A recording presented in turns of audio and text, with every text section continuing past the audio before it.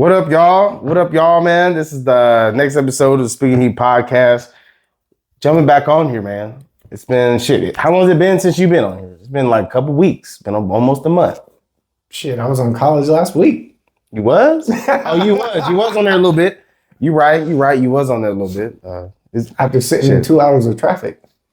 Oh, that's facts. That's facts. Yeah, we got some bloopers for y'all too. Have a little bit of that in there, but nah, man. Oh, yeah. There was a lot in there. But shoot, man, we back, man. Week 8. Week 8. Halfway through. Halfway through, man. Week 8, college football just wrapped up this past weekend. Another crazy weekend, man. Big news coming out of the weekend on Sunday. Obviously, Billy Napier getting fired in Florida. We'll dive into that a little bit. 2 major games. Florida, Alabama, big SEC games at home. Both of those teams look like top 2, top 3 teams in the country right now. You said Florida? Yeah, Billy Napier. Florida, Alabama. No, Georgia, Alabama. Did I not? I guess we'll. I think you said Florida. We'll run it back on the tape. I'll see. But yeah, man. Georgia, Alabama, big wins this week. 9 ranked teams lost this week. I did not know that. Yeah. So last week on the pod, man, I was looking at the game this week. I thought that this was going to be a week of chaos. I figured that there was going to be either a lot of upsets or a lot of close calls, a lot of upset alert games, and it not exactly the way I thought it was going to be, but it still happened, man. We had some teams go down. We had 9 ranked teams lose. We had multiple teams that are ranked that almost lost but found a way. And we had 4 undefeated teams lose too. Wow. It's crazy, man. I think there's only 6 teams that are undefeated now. So every week another one goes down. So it's crazy. Obviously, Miami got upset Friday night. Texas Tech, they get upset on Saturday. It just one by one, it just continues to happen. But it's wild, man. Wild weekend, and I don't think we're done. It's usually about 2 to 3 weeks out of the year where it's chaos, and I think we got a little bit of that, but I think there's more coming. So been good games the last 2 weeks. Real good games every week. And it's crazy because this past week, there was like a couple good games, but on paper, like a lot of the other games just weren't necessarily like great on paper, and they ended up being wild. So It's just like, it's crazy. Every week is like this. No matter who plays who, it always seems like there's always crazy games, crazy endings. It's wild seeing, with the 6 teams undefeated, they're still undefeated, Ohio State, Indiana, A&M, Georgia Tech, and BYU, and Navy. Only FBS teams still without a loss. I think there's a good chance A&M might catch a loss this week. We need to talk about who Penn State's going to hire. Yeah, we didn't really dive into that too much last week. We kind of talked about it a little bit, but we'll kind of dive into that. We'll dive into Florida as well. Florida, they're going to be looking for a coach here soon.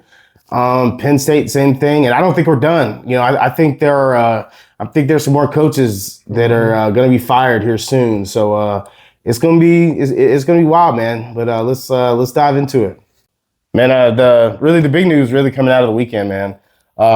Saturday, Florida fired Billy Napier. Not really a surprise. I mean, I always hate when they fire coaches in the middle of the year.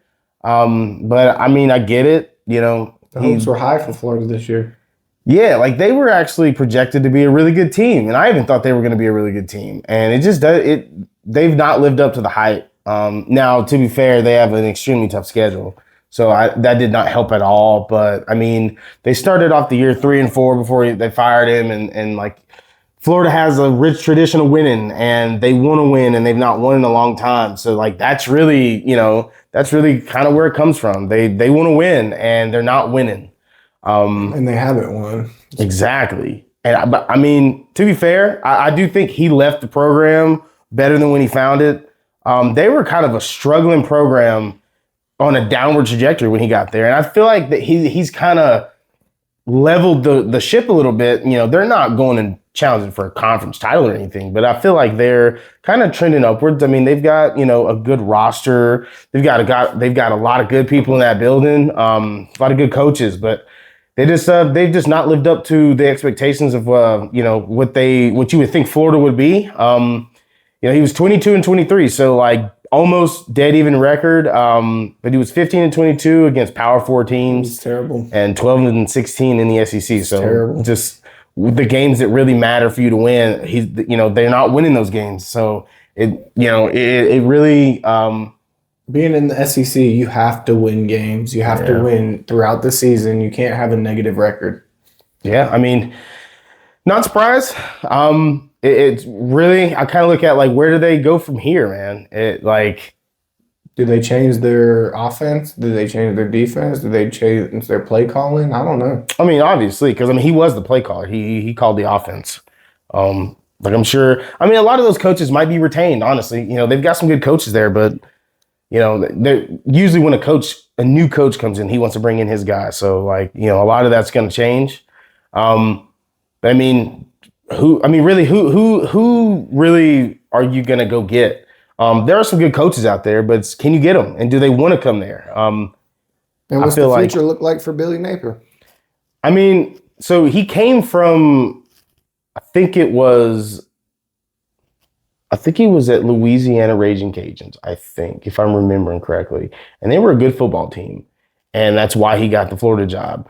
So I feel like he probably goes and, gets a Power 4 job somewhere at a place that, needs help, needs rebuilding and kind of go back and do that.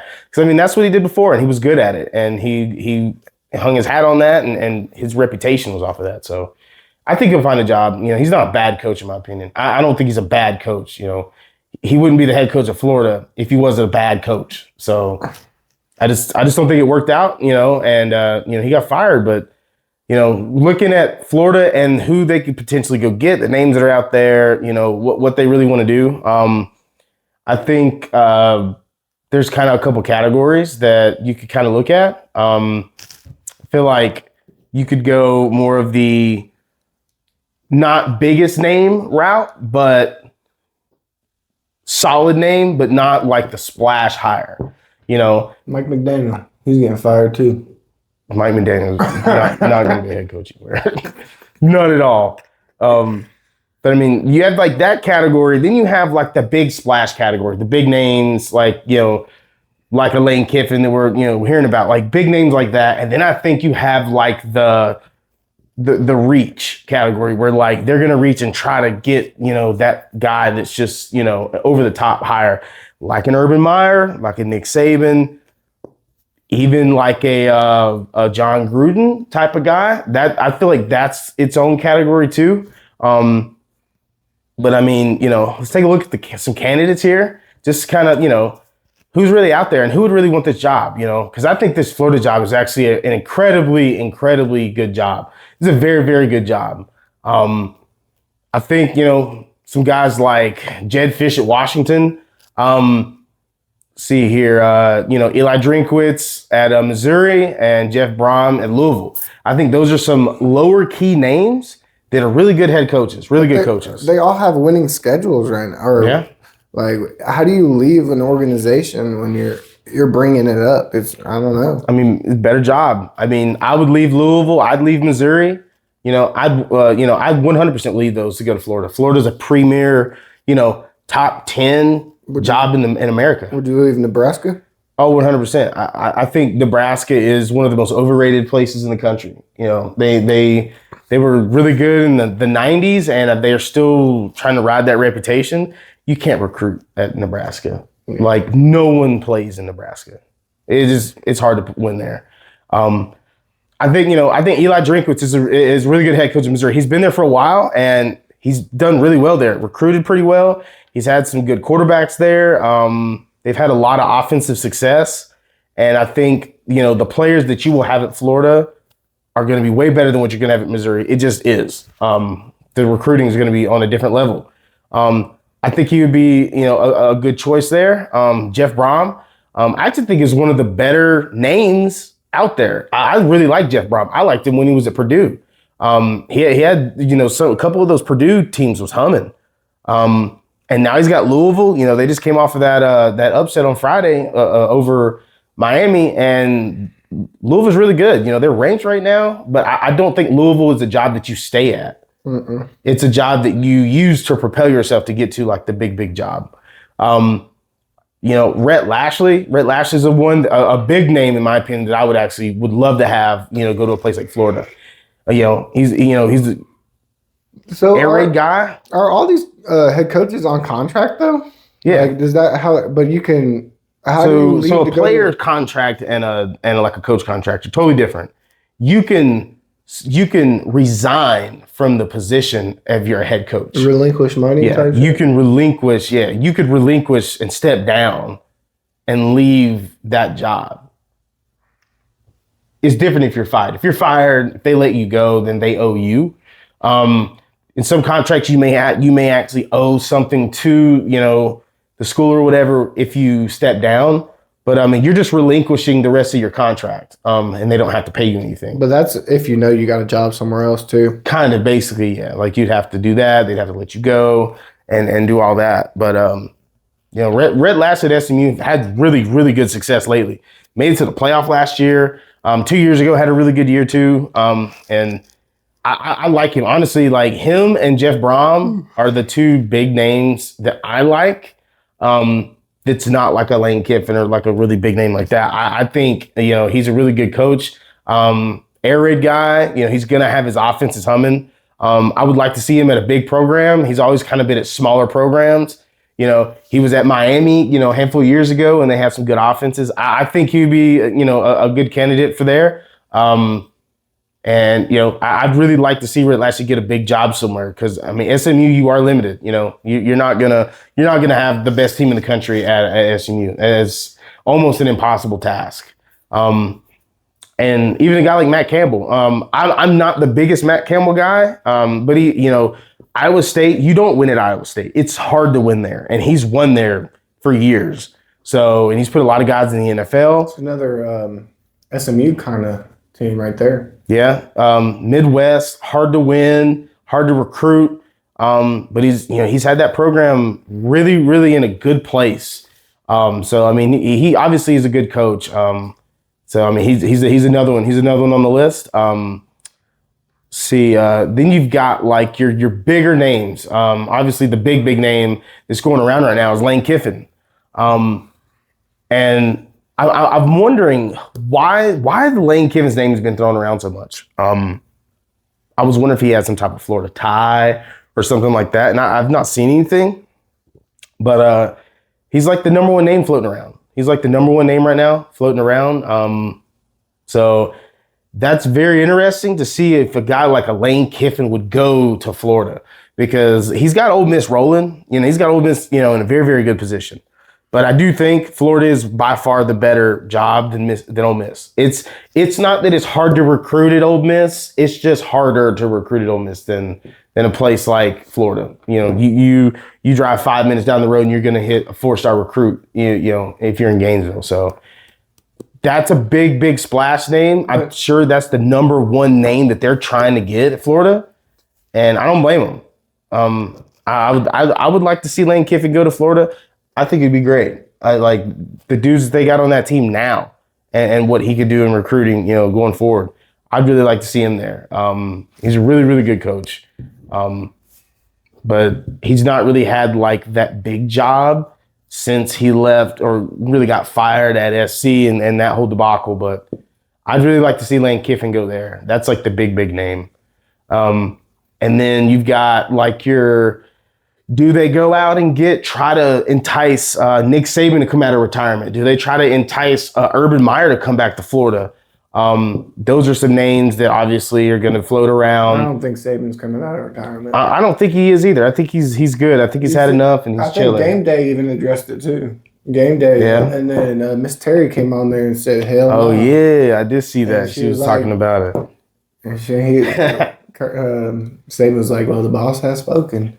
Yep. I think he's good. I think Urban Meyer, he may not say he wants to coach.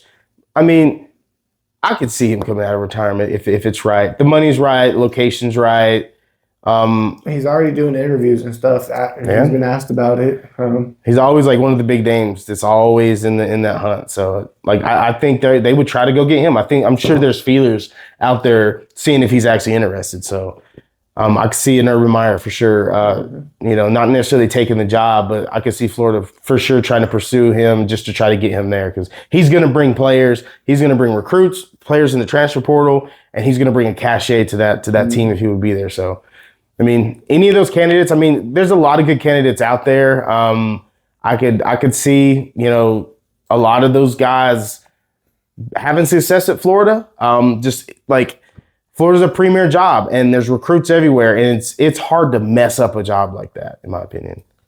So, but, Florida firing Billy Napier, that's kind of expected, but it's still big because, that's a big job. What was it, 4 seasons? Yeah, he was there for 4 years. 4 years. Yeah, 4 years and a losing record. Like it's just tough, and they always had like a rocky year every year. It was like they would trend up and then it would fall, or they would start off terrible and then they would kind of trend up, and then like this year, they had all the hype in the world and then they just kind of fell flat on their face. So what happens in the SEC? It's tough, man. It's tough. And same thing with Penn State. We kind of talked about it before, kind of the same group of candidates. But you got a guy like a Matt Rule also is a guy that you could throw in there that because he is an alum there too. So, when it comes to Penn State, there's a lot of candidates that would go to Penn State. That's also a really good job. There's a lot of, great players on that team and they put a lot of money in that program.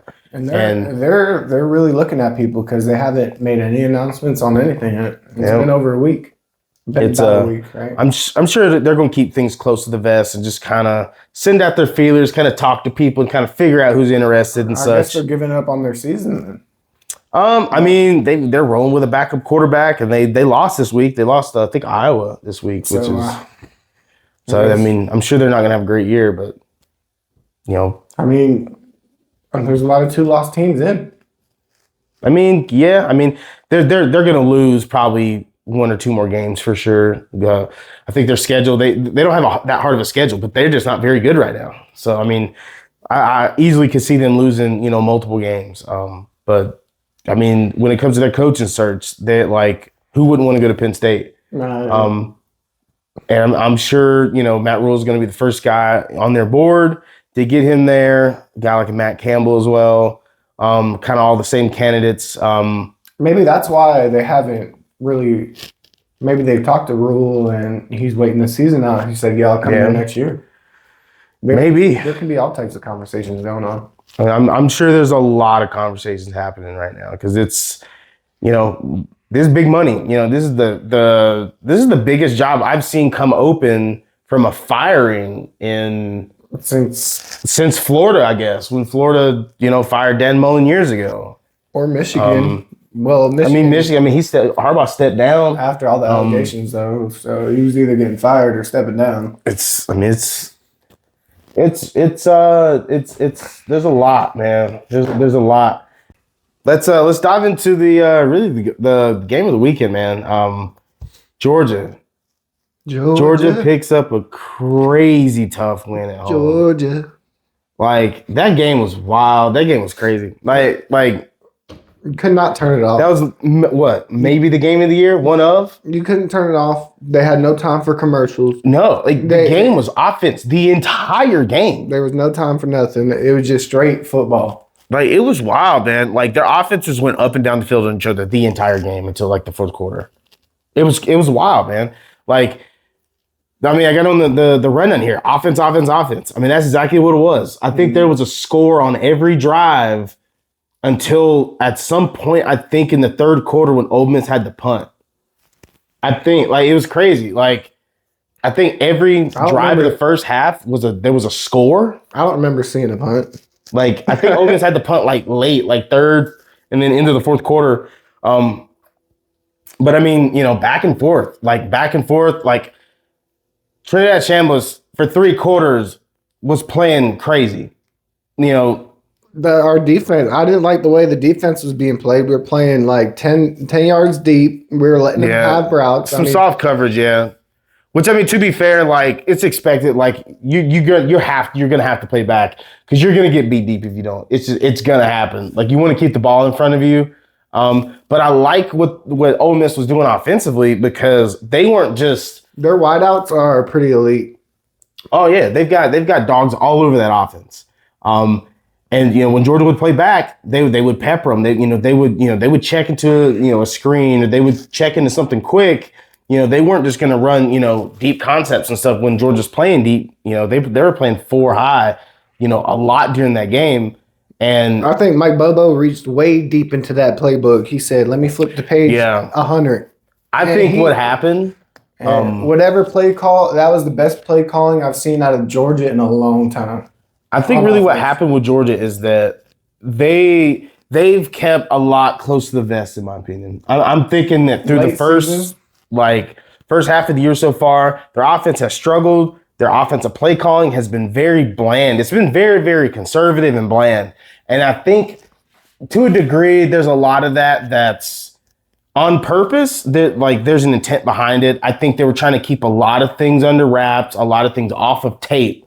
There's 2 different kind of philosophies you have with it. Either you want to put a bunch of stuff on film where the team that you're playing has so much stuff to look at that they can't really cover everything. A lot of deception. Or you want to just not put stuff on film at all so they can't study it at all. And I think I think that's pretty much what they did. Georgia's offense looked like a completely different team. They were the play calling, the mentality was completely different.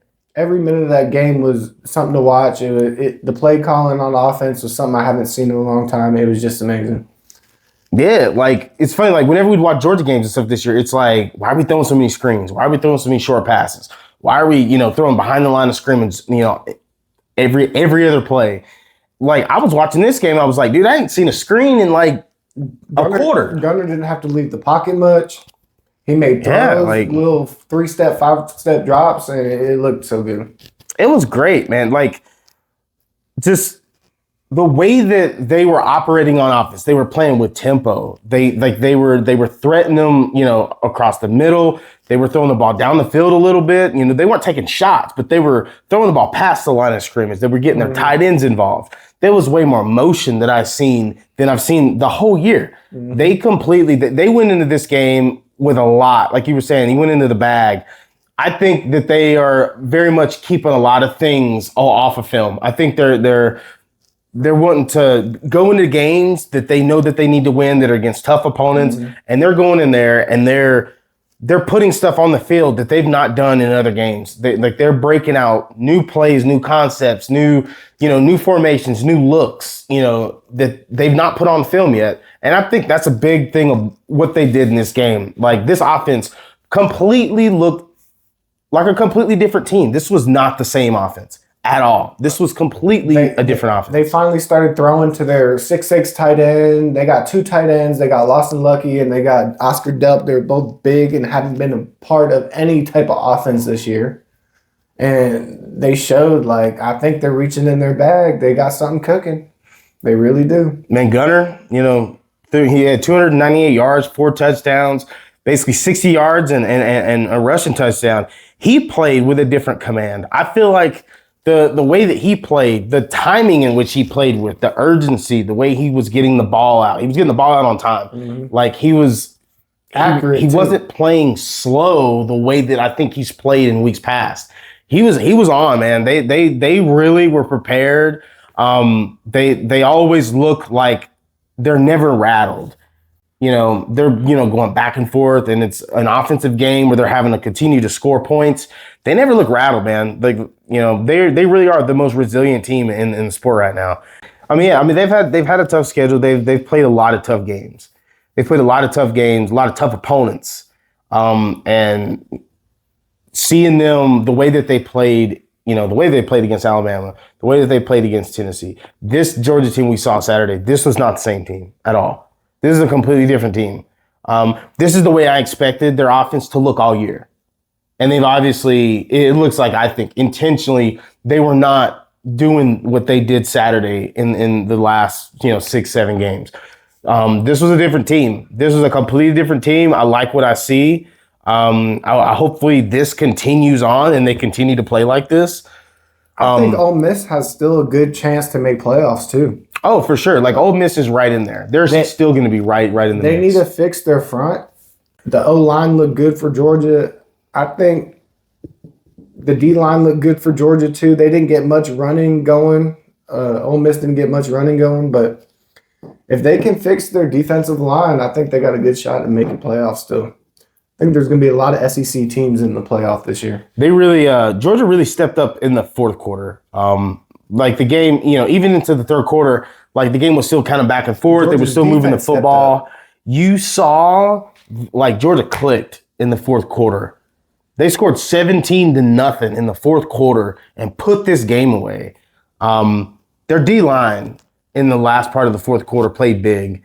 2 back-to-back drives where, putting their hands up, blocking passes was like, that's really kind of, in my opinion, one specific thing is what won them the game. Mm-hmm. I mean, that's 2 drives. It definitely did. Because watching that whole game and then sitting there and Ole Miss got another drive to go downfield and they just got absolutely swamped by the defensive line of Georgia.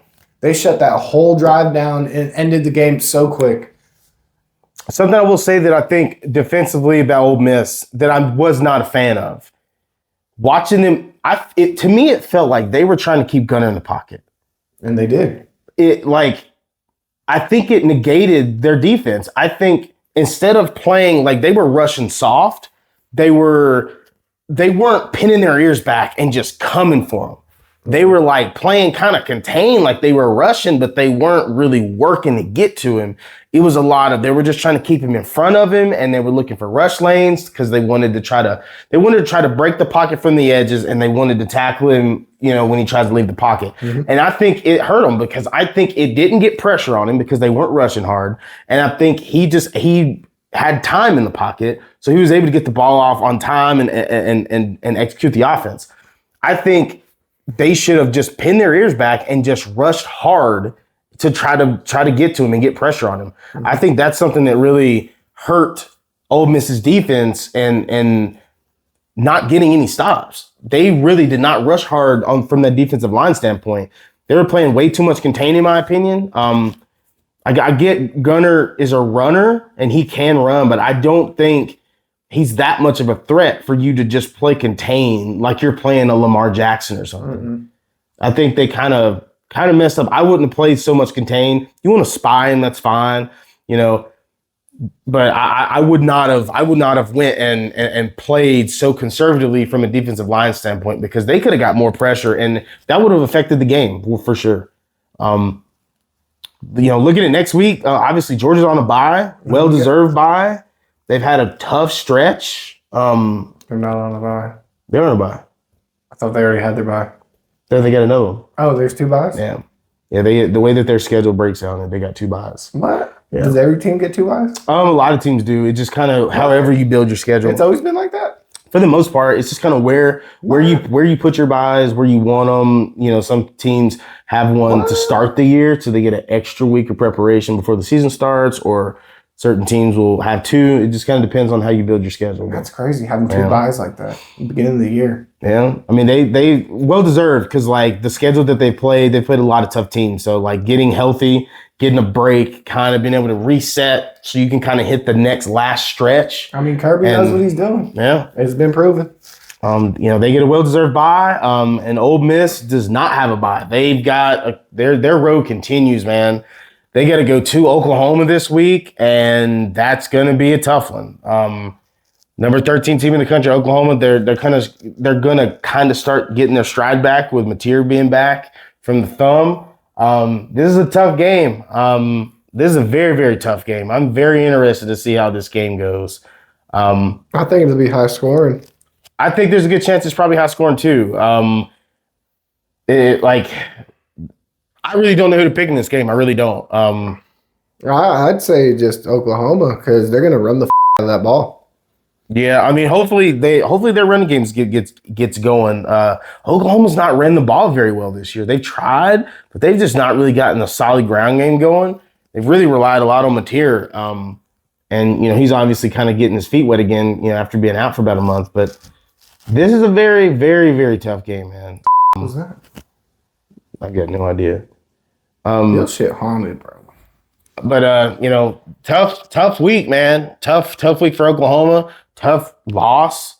Big game, physical game. I'm sure they're not the most healthy team in the world right now. They cannot afford another loss to a ranked opponent, I'll tell you that. And then they got to play Oklahoma, SEC game. So, like, as a, Ole Miss, you want to win this game, obviously. Both teams want to win, but, like, I'm looking at it from a SEC standpoint. Like, you gotta pick up a win here and stay within the mix at the top, man. Very, very, very great game this week, though. That was a wild game, back and forth shootout. Loved it. Next, staying in the SEC, another major SEC matchup, man. Another major one. Alabama hosted Tennessee and got a very convincing win, actually. Bama's passing game is maybe the best pure passing game in the country, in my opinion. They put it on Tennessee. They looked really, really good. Ty Simpson, didn't have like a crazy stat line, but he played super efficient, played good ball. He had like an 89 QBR rating. So like he played very, very well. They got up big in the first half. They were 22-7 in the first half. Tennessee never led in the game at all. Tennessee never led in this game. And Tennessee had one of the highest scoring offenses in the country, and they were held to 20 points and 410 total yards. So Bama's defense even stepped up, and that's really kind of the question with Bama right now is, defensively in their run game, and they kind of aced those tests against Tennessee. Great win, man. Big time win, big game. The environment for this game was wild in Bryant-Denny. Probably like 101,000 strong. Just amazing, man. Amazing. No, it was in Alabama. Great game. Watching this game was wild. Just seeing Tennessee. See, I expected this game to be actually very high scoring. I expected this to be kind of like a Tennessee Georgia, back and forth. I expect Tennessee to move the ball very well. Bama stepped up in a way that I did not expect them to step up defensively the way that they did. I'm very, very impressed with Alabama. They look legit. They really look legit. I'm very pleased with how they're playing, man. They look good. Really, looking forward, kind of like the trend that I get from this game now is that Bama is continuing to ascend, and Tennessee's kind of flatlined. I feel like they had that great game against Georgia, and I felt like even though they lost, it was like they were still looking upwards. But I feel like since then, their defense, number one, has been terrible. Tennessee's defense has been terrible. They give up points to everybody. And it caught them in this game, and I think it continues to catch them at some point. Bama, they're on a bye this week, so, they kind of can hit the reset button and get healthy. Tennessee's got to go to Kentucky, and is this a trap game? You just came off of a crazy, rivalry game loss. And I think Kentucky won. No. Who did they play this week, Kentucky? Kentucky, I do not remember. I saw some of the game, I think. Maybe, I don't remember who they played.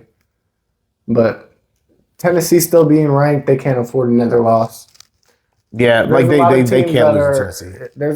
Kentucky. There's a lot of teams this week that are on the cusp of getting off the AP. Tennessee's one of them. Tennessee, they need to continue to win. I still think Tennessee's a good football team, but their defense, I thought their defense was going to start getting a little bit better and start kind of figuring it out. And it just seems like every week they give up more and more points to a worse opponent. And their defense is going to be their Achilles heel this year. And it looks like it was this week too. They could not keep Alabama off the board. And it's rough. That's another head coach that's on the watch list for getting fired. Oh no! I don't think oh my God, Bobby Hill. You talking? Bobby Hill. He looked like Bobby Hill. He did look. He looked like Bobby. Yeah. Whenever we was gonna go to game day, I was gonna have a Bobby Hill sign when we went to game day. But yeah, like Josh Heupel. I think he's fine. He'll be fine. I don't know. He'll be fine. I think this is just kind of the lay of the land for Tennessee. It always seems like since he's been there, they've either had a great offense and a bad defense, or their offense has struggled and their defense has been really good. They've just not yet been able to blend both and have a top level elite team. Because this is an elite football team. If their defense was good as last year with the offense they have this year, easily an elite football team, top 10 team easily. But their defense is just not good, and they can't keep people off the board, and it's going to continue to bite them if they don't figure it out and fix that defense. But playing Kentucky this week, they should get a win. Hopefully they don't let just the downswing of this particular game that they just lost affect them when they play Kentucky. But can't turn into a Penn State. that's what I'm saying. You can't let things just get worse and start sliding down here. You got to keep going and because I mean they can still get to the playoff. I mean they're ranked. I can't remember what they're ranked 17th. So they're still there. Like they can still continue to win. And if they win out, they might be in the playoffs. So like they're still right there. But I for sure, this Bama team has a bias, so they're going to get healthy, and I think they continue to win, man. Bama still got some tough games to play, but Tennessee plays Kentucky this week. They should pick up a win, but great game, great atmosphere, man. This was a great weekend of just two major SEC games, man. These are playoff level games. The timing of the games too, having games that are good back to back. Oh yeah, for real, it's awesome. It was great. Next up, we stay in the SEC once again, man. A lot of big SEC games this week. Vandy gets a big win, big important win against LSU, man. Diego Pavia really was the show of the game. He played really well. He went and showed out. His ability to escape the pocket and make plays on the run was on full display this week. Like if you look at his stat line, like his stat line wasn't crazy. Like he had like an average stat line, but the plays that he made, a lot of third downs, fourth downs, not fourth downs, third down, fourth downs. Yeah, when they needed it, he was on the move and making accurate throws on the run. He played really well. I've not been a big Vandy, person this year. I've just thought that they've been kind of overrated, and they've continued to win and play very well. I'm starting to kind of turn a little bit. I like what I see from Vandy. This was a big test. Playing a team as good as LSU, they played well, man. They aced the test. Nussmeier for LSU played well.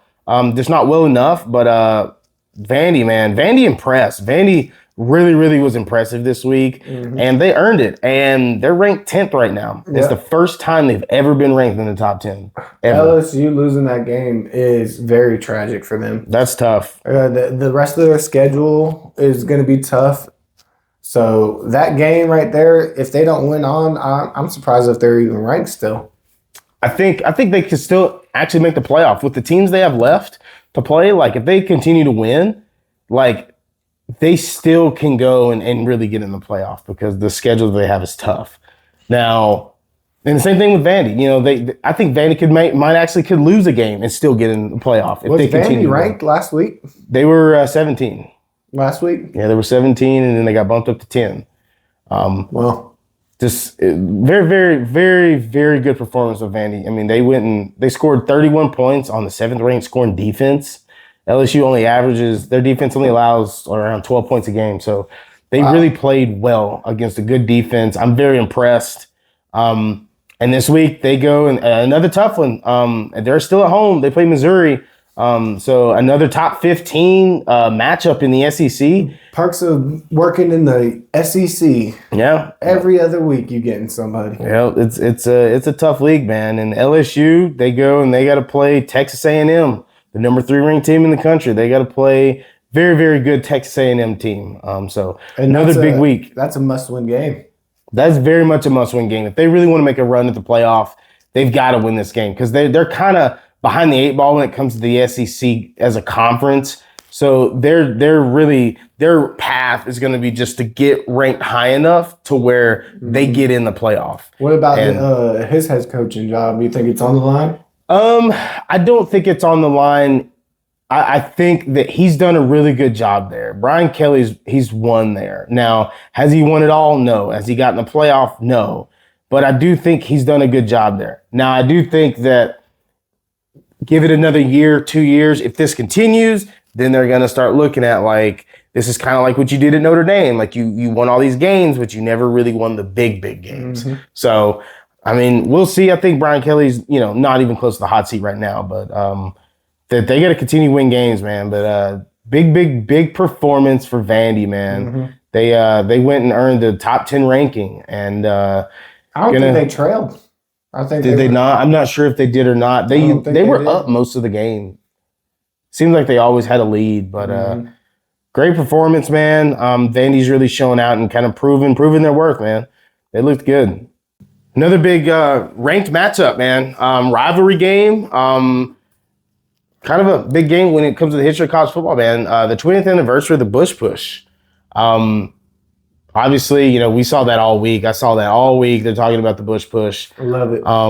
But I mean, that's back in the day when I told you I was a fan of USC. Yeah, that's why. back then, yeah. Back then, that Reggie team Bush, Matt Leinart, back to back, almost hit a three-peat. Shout out Darren Jarrett.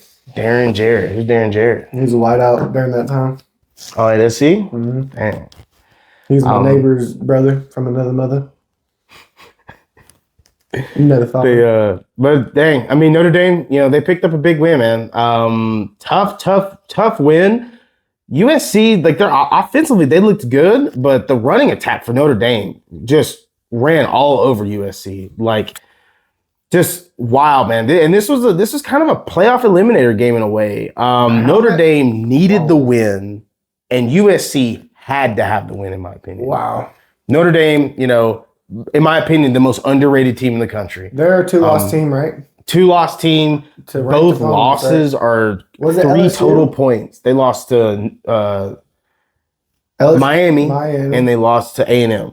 Okay. 2 top 7 teams in the country by a combined 3 points. Mm-hmm. So very underrated, in my opinion. Notre Dame, in my opinion, needed the win to kind of boost them back to where I think that they need to be, you know, close to the top 10. And USC really needed this game because they're not winning the conference. They're not winning the Big Ten. So they needed this win to kind of propel them in the rankings so they can be in position to try to make the college football playoff. I thought they would be a team this year, but they just can't do it on defense. They can't hold their front on defense. And 228 rushing yards is ridiculous. Jeremiah Love, you know, ran all over USC. Over 225 yards rushing, man. It was wild. And really the narrative of the game really was, you know, USC's passing attack versus Notre Dame's rushing attack. And both played well. But I mean, the way that the game went, like, USC couldn't get off the field because they could not stop the run. And, you know, Jaden Mayava played great, but he did have 2 turnovers. And I think that's really the kicker in the game, is what really kind of led to them kind of taking that lead. And then at a point in the game, it was still a close game. And then you had Jadarian Price with a 99-yard kick return touchdown in the third quarter. Dagger straight to the heart right there. It completely changed the game. Like, the game completely flipped. And from then on, it was Notre Dame's game, and they went on and they won this game. I was very impressed by Notre Dame. Their running game is always been legit, but it's still legit. They had trouble early in the year, I feel like, running the ball at times, but they really went out and put it on SC, who's still a good football team. Great offense, but defensively, they're still kind of soft. And Notre Dame, in my opinion, proved why I think they're a top 10 team. And I think they still kind of got hosed in the rankings a little bit. I think they should be a little higher, but you know, they're going to earn their way. You know, if they're that good, they're going to earn their way. So Notre Dame looked really, really good. USC, they just got to continue to win. Notre Dame has to keep that foot on the gas, though. If they continue to play like this is going to be it is going to spice things up. There'll be a tough out if they get in the playoff and they're playing like this. Really, really good performance. Notre Dame looked really, really good. SC's got to keep winning. I don't want to say USC is completely out of everything, but I mean, it's a slight chance that they even get close to the playoffs. So, but Notre Dame looked good. Next, another ranked versus ranked matchup. Kind of an underrated game this past week with all the other big games going on. The Holy War, man. BYU and Utah, big time rivalry game. BYU went and got a really important win, not just for them, but for really the Big 12. Utah came out and actually, you know, they had a 14-0 lead to start the game. They looked really good. And then BYU kind of started kicking it into gear, man. And it was a little bit back and forth, tough, lower scoring game. BYU quarterback Bear Bachmeier had a good day, you know, 230 offensive yards, 2 touchdowns, and picked up a win against, a really good Utah defense. And BYU is now number 1 in the Big 12, 4-0 in conference. Really, you know, putting themselves in the forefront to go and really get in the playoff. I mean, right now they're ranked number 11 now. Do they get a bye? Who? BYU, if they are number 1. BYU. No, they stay wouldn't. undefeated. No, If they stay undefeated, I mean they'll be ranked where they're ranked. I don't think they're. I think the buys this year, it's all just 1 through 4. It's not like champions or nothing. So that's good. Yeah, I forgot. I thought They it kinda goes redid by that. conference. You get a conference. Everybody from each conference gets to buy number They 1. did that, and last year it was kind of a shit show. And then So they changed it this year. yeah, it's way better now. Now it's just you're ranked where you're ranked, and you go and just kind of you play who you play. So. But they went out and got a big win, man. They're ranked number 11. So they're putting themselves in the Big 12 in prime position to try to make a run to get in the playoff. Not what I expected this year at all. I did not go into this year expecting BYU to be that good. Their quarterback left right before the year started. They had a good year last year, though, didn't they? They did. They had a pretty good year last year. They were and ranked most of the year. I just felt like, man, you lose the most important player on your team. And Where'd he go? he's gone. He went to Tulane. And Why would you do that? They're playing. He actually got kicked out. Money? He got kicked out of BYU. Oh, and he's not a Mormon. I don't really Is that know. the Mormon school? Yeah. Yeah. Yeah, it's the Mormon school. He did. he Yeah, must he have did done something. something. Yeah, and got kicked out.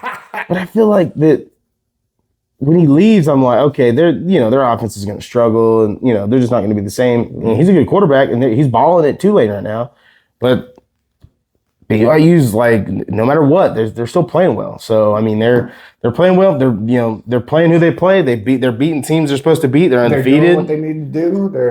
They're in position, and they're halfway putting through the themselves in season. position. Couldn't ask to be in a better place right now. Yeah, than for real. BYU. They got a big win, and interested to see BYU ranked where they're ranked. This upcoming week, Utah, they play Colorado, but BYU plays Iowa State. They go on the road to Iowa State. I thought Iowa was ranked. Iowa State was ranked. They were. They started out the season ranked. They were ranked. I actually had them as one of my playoff teams. Just in the very beginning of the year, I think BYU needs to be on upset alert this week. I think they're a team that's kind of underlooked because they started the year ranked and there was hype around them, and then they fell. They lost They a don't couple play games. games. The games they play aren't like good. I mean, they're good games, but they're not games people want to watch. Yeah. So no one's watching them, but they're still a good football team. I think they're a good football team. I think there's a chance Iowa State beats BYU. So if it happens, you're hearing it here. I think BYU might beat BYU, or Iowa State might beat BYU. So watch out for that. BYU loses. You think old girl gonna put them up to 2 spots? Probably. We saw Friday night, man. We saw a big upset. I thought it was an upset game. I thought it was a game that Miami needed to watch out for and play well, and they didn't. And Louisville was in the game, and they got upset by Louisville. Louisville went in their house, by the way, with crazy ass Michael Irvin on the sideline, on all fours. and all Ray types Lewis of- was there too. Ray Lewis was there, and they get upset by Louisville. Barking on the sideline. It's wild. Like I thought the game was going to be like a decent game. I expected Miami to win the game because they're a good football team. They played like they won the game. I think it comes down to Carson Beck and him and his decision making downfield and throwing as many picks as he did is just insane. You can't have it. I think Miami should have won that game. They didn't look good, but they had the ability to throw the ball downfield. They still had all the Miami weapons that we've seen all year. But it comes down to Carson Beck. And Carson Beck just really choked that game. I mean, he threw picks. I think it's bigger than just because I don't think it's that he played badly. He doesn't know how to get out of the pocket. He was forced to play the way he played. He doesn't know how to get out of the pocket. He doesn't know how to throw on the run. If Carson Beck isn't in that pocket and throwing within 2 seconds, nothing's going to happen. Like, so the thing that's being overlooked right now is that Louisville's got the best pass defense in the ACC. Their defense is very good. If you watch the game, the pass rush was there all night. Their pass rush was there all night, and their defense played like they're ranked. They're the 13th ranked total defense in the country and 16th in yards per play allowed. Wow. This is a very good football team. Louisville's an underrated football team. They're a team that I thought should have been ranked weeks ago, and they've not been ranked. They're finally ranked now, but Louisville's a really, really good football team, and they played like it. And I don't think necessarily Miami getting beaten is more of what Miami didn't do or what they couldn't do. I think it's more about Louisville came in and they played as good as advertised as which their defense has played. They scored 24 points. They didn't put on some like crazy offensive display, but their defense went and played like their defense has played most of the year. Now for Miami, like they've got to play better. They're a very good football team. Very, very good football team. I don't think this discredits how good they are. But I do think that, this is when you lose, you kind of take it as a lesson. I think this might be a lesson for Miami. Yeah. Things that you got to fix, things that went wrong, things that you did not do, the mistakes made, the way that Carson Beck played. I think you kind of have to take this as like a lesson to learn and to grow from and to fix the things that went wrong so you don't do this and repeat this again. And for them to drop 7 slots is absolutely insane. I mean, it's deserved. I think it's deserved. So. You don't think so? No. And for you talking so good about Louisville and them being such a good team, that's like Georgia playing Ole Miss and only moving 2 slots each way. They went down 2, or Ole Miss went down 2, Georgia went up 2. But for them to drop 7 spots is insane. I mean, I think, especially with the AP, I think it's more of you lost to an unranked team. I think that's really what they're looking at. But it was a 5-0 team, wasn't it? 5-1. It was a 5-1 team. But they're still unranked. And I think that's more of where that comes from. You see who the fuck's ranking these games. Yeah. I mean. This is why I don't like the AP. This is because I don't think the AP knows what they're doing half the time. But I mean, Miami's still a good football team. I don't think any less of Miami. Now I think Miami's top 5 still. Oh, for sure. I still think they're like a semi top 5 team. Maybe top 3. They're a very, very good football team. Now I think what happened in this game, does this continue? Or is this just a bad night? Because teams have bad nights. Teams just play bad. You can't play perfect every week. But what does the team have? Does the team trust Carson Beck as much now after what he did? Oh, for sure. I mean, what he's done all year. He's played well all year. He's only been there a year. I don't know how his locker room is, or how he is in the locker room. If his teammates are behind him, but he's always been like a very solitude kind of guy and doesn't seem like he has energy or like, I don't know. I think it'll be fine. I think because if you look at what he's done this year, he's played well all year. He had a bad night. Yeah, he's played spectacular all year. Exactly. And I think, I don't think it's about what you do once. It's about what you do over and over. Turnovers have been a problem for him. He's thrown picks. Yeah, even in last year, he had an issue throwing picks last year. But he's not had a lot of turnovers this year. His motherfucking eyes just go this way, and he just throws the motherfucking ball or something. I don't know. And he should have had at least another pick that got called back. Maybe even 2 more picks in this game. Yeah, he did not play well. Did not play well. Miller Moss played well. Not a crazy game, but he played pretty well, especially against a good Miami defense and gritty football. Louisville got the win, man. I'm not surprised that they got upset. It's Friday night. It always happens on Friday nights. You always see these teams that play, really good teams that play Friday night. They usually always get upset. It's just, I don't know what it is. But Louisville's a good football team, and I think people are going to start seeing it. You got to start betting on them Friday night games. You are right. I'm done betting on Florida State. I started off the season betting on Florida State. I'm not doing that no more. I'm going to start betting on Friday night games. Unless it's like Ohio State playing or something. And yeah, like I'm shit. Cause yeah. But yeah, I mean Miami, I think they'll be all right. They host Stanford this week, so they'll all right. Stanford's a terrible football team. Stanford's not good. Miami's gonna beat Stanford probably by 30. And Louisville, they play Boston College. Boston College is not much better. I think Louisville will probably win that game. Hopefully, Miami can kind of get things back Stanford and rolling. Boston College in like the same place. Stanford's in Northern California. And Oh Boston shit! College I in thought Boston. Stanford was in fucking like Massachusetts or some shit. Nah. But that's where Boston is. But we'll see. We'll see this week, man. Big upset, big win for Louisville. Big win. Kind of expected it. Upset alert, and they went and got it done. Another upset, man. Another big upset. Number 7, Texas Tech goes down. But Arizona State. Arizona State's, I think a really good football team. They obviously made the playoff last year, and they've got some good pieces coming back. Really good quarterback coming back, Sam Levitt, and they kind of struggled early in the year, and so they're not ranked. They're kind of under the radar. They're not really part of the mix anymore. And I said it last week. I said it. Texas Tech needs to go, and they need to win, and they need to take care of business and not allow this team to stay in this game. And that's exactly what happened. Texas Tech starting quarterback did not play. He's been out for the last 2 weeks with a leg injury. Texas Tech's defense played well, but they just had no offense for like 3 quarters. Sam Levitt played well, 319 yards and a touchdown. On the other side, the backup quarterback for Texas Tech, Will Hammond, did not play well. I think at one point, into the third quarter, he had only 56 yards passing.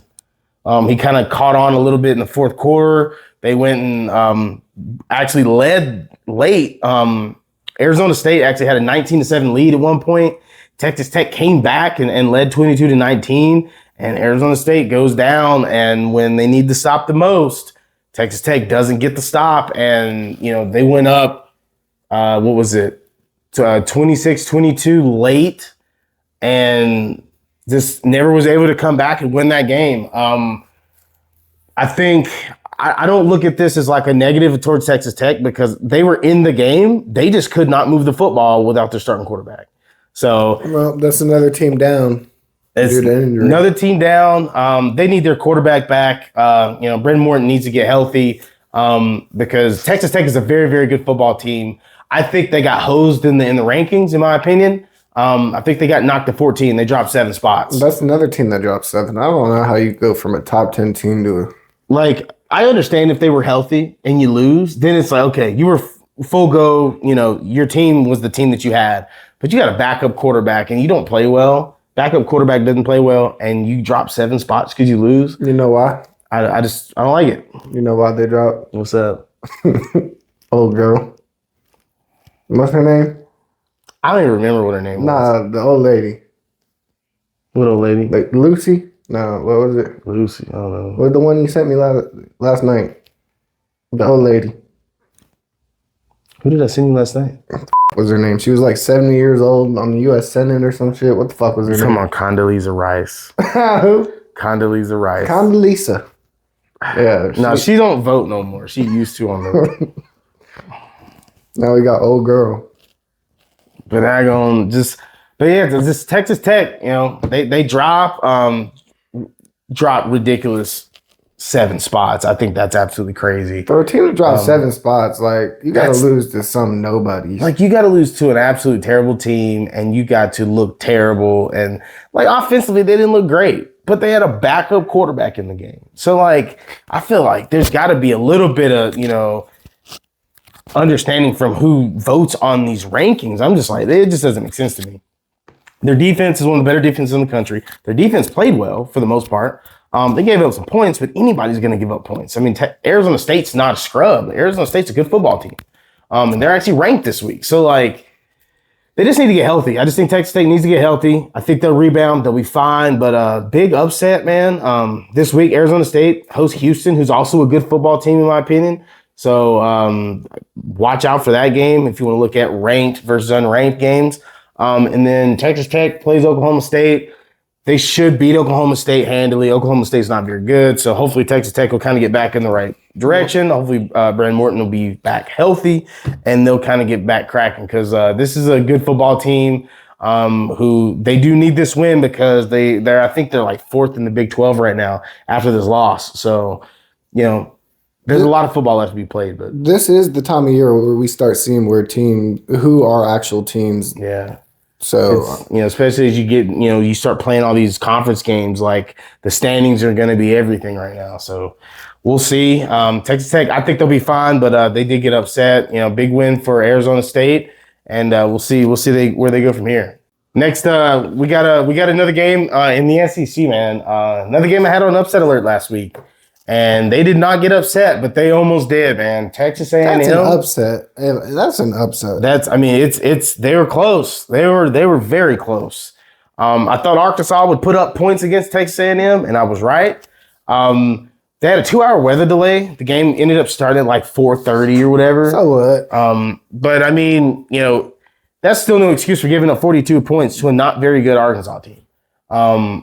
Texas A&M is very good, and their offense is putting up points, but their defense has continuously over the last handful of weeks has continued to give up points to teams that they should not give up points to.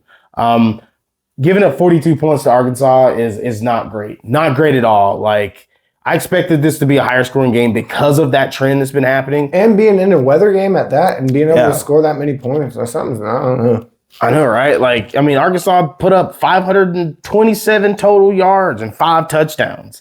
Yeah, they actually outgained A&M in total yards offensively. It was not great. Really, the only thing that really allowed them to win this game was Marcel Reed, their quarterback. Had a good day. They threw for almost 300 yards and 3 touchdowns. No turnovers. He played well. He's playing more consistent, so I think it's helping them. But they need to get their defense right, because if they continue to play like this, they're gonna lose. Do you think he's on Heisman watch? I think he's like top 10 in Heisman. I don't really think he's playing great enough football He's staying healthy. So he is staying healthy, and thank God he is, because if he's not, then they would not be winning these games, because their defense is not doing them any favors. A&M's defense needs to improve, and they really need to improve, because they got to play LSU this week. Now, granted, LSU isn't a great offense, but still, they've got talent, and they're going to be able to move the football. So I think this is going to be a wild game. Very, very interesting game. Another big SEC game, but they came close, man. Arkansas was this close. They were this close to taking A&M down, and A&M's defense needs to get it together, because if they keep playing like this, they're gonna drop a game or drop a couple games here. So big win, but they need to get it going on defense, especially this week. A&M can't lose, because they're gonna drop like 14. Yeah, it's just, the way the teams are moving around the polls and stuff right now are wild, but we'll see, man. We'll see what A&M does, but their defense needs to kind of get it together and help them out. Then another one that I had kind of on upset alert, I guess you call it that. Missouri and Auburn. Terrible game. Auburn Absolutely does terrible. Not game. Look good at all. Terrible football game. They played a good game against Georgia. They played, defensively. They played well. And they played defensively very well in this game, too. Missouri only had 91 rushing yards, only 343 total yards. They had 3 sacks. Missouri's quarterback did not throw a touchdown. He threw 2 picks, no touchdowns. Auburn's defense is really good, and they showed it. Missouri has a pretty good offense, and they played very well in this game. Wow. The fact that this defense, sorry, what is it? Both QBs didn't throw any TDs and just interceptions. Yep, that's got to be a first. No touchdowns, that's 3 picks. That's got to be. It's wild, man. It's just this was just not a good football game at all. I feel bad for this Auburn defense, because this defense is a national championship caliber defense, in my opinion, and they're just being wasted because they can't move the football, save their life on offense. It's just not good. Auburn continues to struggle on offense every single week, and it's just Hugh Freeze is the next coach that's probably going to get fired because of this. Oh, you think he's on the hot seat? I think he's probably going to get. If they lose again, I think they end up getting fired. The only thing I think is going to save his job is if they beat Georgia. It's very simple. They're going to have to, or no, they already played Georgia. Never mind. If they beat Alabama, they're going to have to beat Alabama to save his job. Seriously. At least have a good game offensively. I hope he doesn't get fired, because I think next year is a team to watch is Auburn. I think Auburn next year is going to be a very good football team. I think they should be able to get their offense better than it is this year. Even if they were middle of the pack in the SEC offensively, they'd be a very good team with potentially 2 losses maybe. I Who? mean, they'd be a good football team. Who? Auburn. Beat who? No, just like in general, like if they could be a middle of the pack offense, they'd probably have 1 to 2 losses. It's so hard for like people to play good though, knowing that you have no chance in playoffs. I mean, yeah. But I mean, I hate seeing the defense this good with a team that can't move the football. It's terrible. They could have easily won this game. They could have won this game too. They went in overtime, and Missouri finally, scored and won in overtime. Was it first overtime? Yeah, it was. I think it was 1 overtime. Yeah, I think Auburn had the ball. I might have saw this game. I don't remember it though. Just terrible performance offensively from both teams, and just another one. I mean, Missouri's ranked, so like this was almost an upset too. So I don't know. To me, this was not a great performance by either team, but yeah, really the best of the rest. Really, not a whole lot, but I mean, we saw Georgia Tech actually in a pretty close game against Duke. Georgia Tech is not all that. They're good. I just like. I don't think that they're like the 12th best team in the country at all. I think they're 7 now. I think they went up multiple spots. Duke's a reasonably decent football team, but they're like, I don't think that Georgia Tech warranted the ranking that they got by beating Duke by 9. Like, Who else have they beaten? They beat somebody. They beat Colorado, I think, to start the year, and then FSU. Clemson they beat, but Clemson's not really as good as we thought that they were. So like the game that they really played, Clemson, when you look at it from now, is not been great. They're a good football team, but I mean, I don't look at them as this like elite level team, top 15. I mean, I don't really have them all that high. They're definitely a ranked team. They deserve to be a ranked team. Like they're a good football team for sure. They're a solid football team, but I don't know. They're a little overranked in my opinion. But I mean, Duke's a good team. They went, tough game, and kind of pulled away late, but got a good win over Duke. And then we saw Ohio State, Indiana, Oregon, handful of the top 10 teams that weren't really playing tough opponents. They go and take care of business the way they should. Indiana, Michigan, that should have been a way better game. Michigan State. Michigan State. Michigan State's are. I mean, they're kind of average. They're an average team. Michigan They're not State's great. I thought it was Michigan. Ohio State, surprised that game was not even more high scoring. I think Julian Sayin had a really good performance. I think he threw for almost 400 yards, like 5 touchdowns or something crazy, 4 touchdowns. And Oregon, kind of rebounded, after that loss against Indiana, and got a big win over Rutgers. Oregon looked like Oregon. They did. Oregon looked like Oregon. Indiana's looked like they have all year, and Ohio State continues, got a shutout, so, their defense is still, I don't know. How good can you look when you play Michigan State? I mean, the teams Indiana's played, they played one good team. I mean, really, like, these 3 teams here, like, they don't really have a tough schedule, from here on out. I think they may have, like, one more tough game. Obviously, Ohio State plays Michigan. What? Them not playing any teams. I mean, yeah. I mean, that's the way it works out, man. It's that's the schedule. Different years, you have tougher games than others. Oregon last year had a tough schedule last year, so it happens. But they got wins. They won big, so they look like the way they should. And Georgia Tech got a tough win against Duke. Mm-hmm. Also, Manny Diaz, Duke's coach. He's also a name that's being thrown in at Penn State too. He used to be the head coach at Miami after Mark Richt retired. So I could easily see that happening too. So, but they picked up some good wins, man. Let's dive into the AP poll. Well, I mean, really, a lot of movement. I like some of it. Really, in my opinion, the thing that really stands out to me is Georgia Tech at 7. Like, I don't get them at 7. I really don't. Like, I get that some teams lost. Like, I get teams ahead of them lost. For them to be ranked over Miami, insane. Yeah, they're ranked over Miami, over Ole Miss. I mean, really, the teams that they jumped was Ole Miss, Miami, and Texas Tech. I don't feel like the Georgia Tech's better than any of those teams. I think the AP. This is why I don't like the AP. I mean, it's a part of the sport, and it's the rankings right now. But I don't know. Like them ranked 7 is very, very, very generous. I don't like them at 7. They're not the 7th best team in the country. I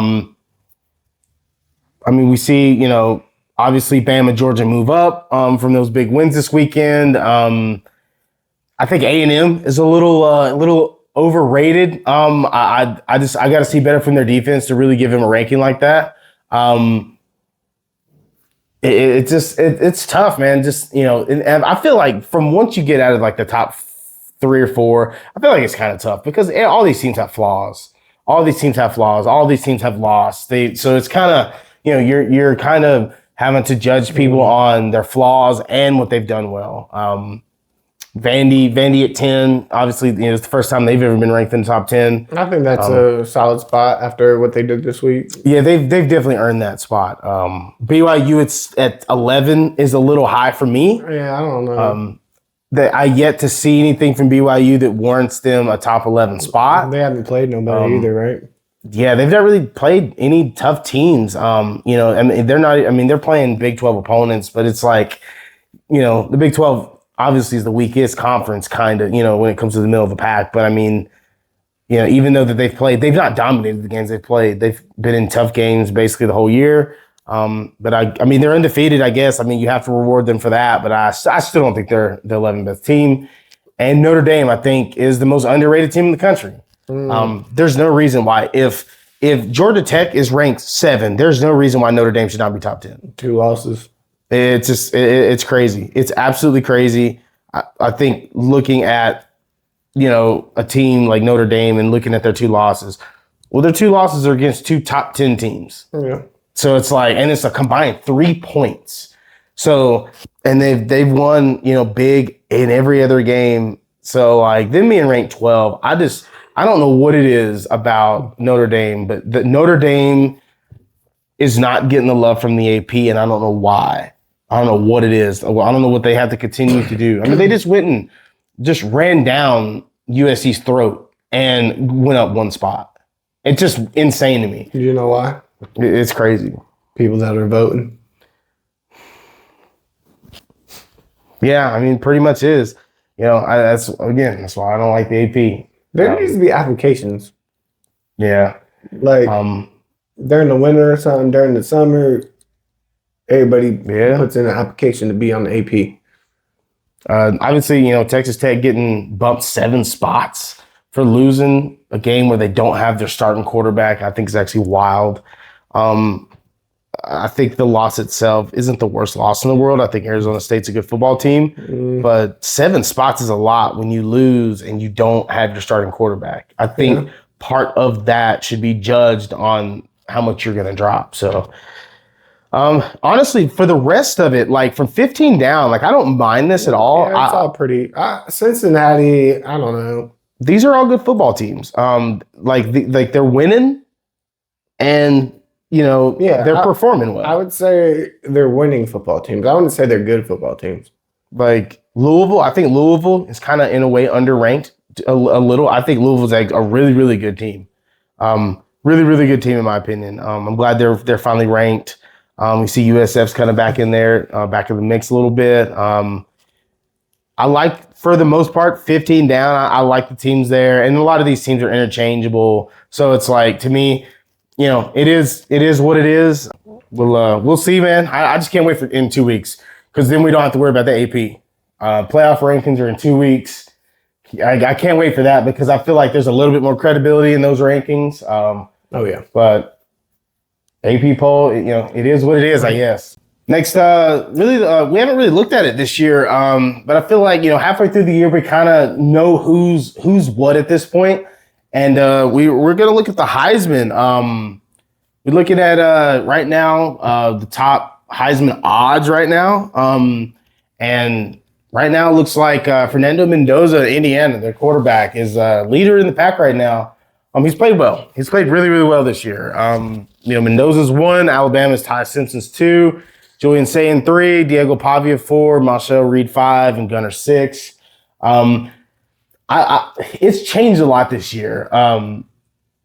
It's all quarterbacks, isn't it? Yeah, I think the highest ranked non-quarterback should be Jeremiah Smith. Yeah, but he's like 9, I think. He's a running back. He's a wide out for Ohio State. It's going to be a quarterback, obviously. It is most years, but interesting to see how it's changed. It's changed a lot. Carson Beck dropped. He did. Wow. He dropped a long way. I think, what is that? That's about 13. Yeah. Hines King. I feel like Hines King is playing pretty good football. He is. He's playing some good football. It's more like statistically. I think a combination statistically and the opponents just aren't there. And their team, though, the team you have, Georgia. I don't know. Georgia Tech is so iffy. Yeah, they're a good football team, but they're not out here. They're not putting 60 on everybody and blowing people out. So they're just winning games. But interesting. I don't mind it at all right now. I like what it is. I think Ty Simpson is the best quarterback in the country. Oh, Jeremiah Smith is right there. Yeah, he's 9th.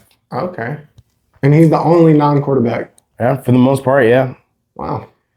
But yeah, very interesting. I remember looking at it last week, and it was completely different. I mean, I think Mendoza was 1 still, and Ty Simpson, but yeah, like Carson Beck was still up there, and it just. There's a lot of movement, but this is a tricky year when it comes to picking the Heisman. It really is because it comes down to who's going to win.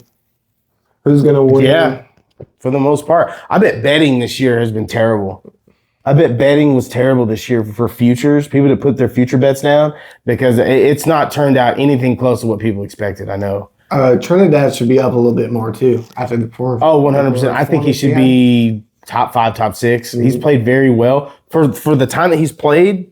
He's played very, very well. I would put him right after Gunner. You think so? Mm-hmm. I mean, statistically, I think he should be 5th. I'd bump Marcel Reed down a little bit. He was a little inconsistent to start the year. Kind of interesting to see that they put Dante Moore down so much after one bad week. But I mean, they're kind of what's happening. It wasn't even a bad week. It was just. I mean, it was a bad week. It was a bad week. It wasn't great. They were playing number 2 ranked team. But I will say what's happening is that every time someone has a bad performance, they drop them like completely out of like the Miami. Top of it's crazy. As a team dropped 7. Georgia, or they go up crazy. Yeah, it's just it's wild. The odds are very, very, very much fluctuating a ton this year. But very interesting, man. Very interesting. But Fernando Mendoza's leader in the pack right now, but. I think it's easily going to be Mendoza or Simpson for sure. For sure. I would have to say it'd be Simpson. I think Gunner is playing good football, and if he stays to that same, he'll definitely be a candidate. I mean, if he plays like he did this past week, then he'll be like top 3 or 4. For sure. But they got to stay consistent. Like, he can't play the way he's played before the Ole Miss game. I don't think Georgia gets enough credit for their strength of schedule. I mean, they do within team rankings and stuff because everyone knows that their schedule's tough. Everyone knows the SEC gauntlet. So it's like that's why you have the SEC bias when it comes to rankings and stuff. But because the league is tough and people know it's tough. So, interesting. I haven't really looked at the Heisman odds much this year, and every time I look at it, it changes. So, very interesting. And then lastly, let's take a look at Week 9, man. Some big matchups, big conference matchups in Week 9. Really, the game of the week. Ole Miss travels to Oklahoma. Major game. Must win for Ole Miss. What's that? Must win for Ole Miss. Yeah, I mean it's getting to the point of the year where everything's a must win. Everything's a must win. It really is. Because, I mean, Oklahoma obviously dropped the game to Texas. Ole Miss just dropped the game to Bama. So, to Georgia. So, it's every game really is kind of a must win at this point, especially for conference. But a very, very big matchup. This is going to be a really good game, in my opinion. I can see this being a higher scoring game. I'm surprised Game Day is not going to this game. I would have put Game Day at this game. Going? They're going to the next game on the list, man. They're going to Missouri at Vandy. They're going to be in Nashville. First time Vandy's been ranked in the top 10 ever. So big game for Vandy, obviously coming off a big win. Ever? Yeah, they've never been ranked inside the top 10. Wow. Yeah, it's pretty wild, man. This is the best Vandy's really ever been. And they're going to get tested from Missouri. Missouri's got a good offense. So, I mean, they're a solid football team. So very interested to see how that game goes. Texas A&M's got a test, big test, going to Death Valley. I don't know when this game. I think this might be a night game, but I'm not sure. But if it is, that's even tougher. LSU's a good football team, very talented. Offense is still kind of struggling, but they're very, very tough out. A&M defensively, they've got to play well. They like their defense has just not played very well, really, in the last handful of weeks, and they're going to get tested against LSU this week. So another big SEC game. Number 11 BYU. Interesting game against Iowa State. I actually think this is an upset alert game for them. BYU needs to win this football game because if they lose this game, they're going to drop a ton in the rankings. Iowa State's a good football team. They're solid. I actually had them. They were my sleeper of the year. Season's not really gone as planned, but I still think Iowa State is a good football team, and I have this game on upset alert. BYU needs to go and make sure that they don't play bad at all and let them in this game, because if they do, Iowa State can win this football game easily. I want to lean Iowa State in this game. I like Iowa State. I think they're a good football team. Very interesting matchup, especially in the Big 12, because really, I mean, BYU is number 1 in the Big 12 right now. So Iowa State easily could go and shock BYU and take them down. Another game that's interesting, SEC matchup, not really what we expected it was going to be to start the year, but interesting game because this is kind of a revenge game, kind of. Alabama lost to South Carolina last year. So this is going to be like the revenge rematch game. Bama's really good right now. They're hot, and South Carolina is struggling. Do they have their quarterback? Lenore Sellers? I think so. I think he's playing. I think he's been banged up a little bit this year, but I think he's playing this game. This is one of those games where it's like, Alabama's, had kind of a tough schedule so far. They've played some good football teams. They just come off a big win at home against Tennessee. And when you have a gauntlet like this, you're going to be banged up and you're going to have a lull of a game. And is this, again, one of those games where it's like, you go in, you're the favorite, you're big time favorite, and you go and you lose, or like you're tested by a team that you don't feel like should be testing you. I think there's a good chance that Alabama does not do that. I think Alabama, this is a different Alabama team. I think they go take care of business against South Carolina, but this is a game that I would look at for at least a half to make sure that Alabama goes and takes care of business. And we got a ranked Michigan team, playing one of their biggest rivals, Michigan State, and then we've got really the rest of the games are pretty much ranked teams playing unranked teams. That's how it's going to be for Indiana the rest of the year. We got Indiana, Oregon, Georgia Tech, Miami, Texas Tech, Louisville, and Arizona State. All are playing at home against unranked teams. So you would figure these teams are probably going to win most of these games. Now, I'm looking at teams that are ranked that are on the road this week. Virginia, Tennessee, USF, Texas, and Illinois are all on the road this week. So those are opponents that I just look at and see. Don't go and slip up. You're ranked, playing semi-good football in some cases with some of these teams. Don't go and lay a goose egg and get beat, because we've seen upsets happen. If they happened this past week, do we see these games again? Because it seems like, on weeks where like you look at the schedule and you're like, there's not a good game. There's not a lot of good games. There's a lot of, terrible games where ranked teams are playing nobodies. And then we see these teams get upset. So, there's just an idea here of games just to keep a lookout for, because there's a lot of these ranked teams that are playing quote unquote nobodies, and potential upsets could happen. So interesting week 9. A handful of good games and a lot of games just to kind of keep an eye out on upsets. But interesting week 9, going to be tuned into, especially these top games. I expect crazy week as always, because no matter what. Time. What's that? It's almost crunch time. It's crunch time every single week. It seems like no matter what happens, no matter what the schedule is, it's chaos and wild games every week. So Very interesting week 8, exciting week 8, and go into a week 9 and see where this leads us, man. Let's get it back cracking, man. Let's get out of here, and we'll see y'all next week.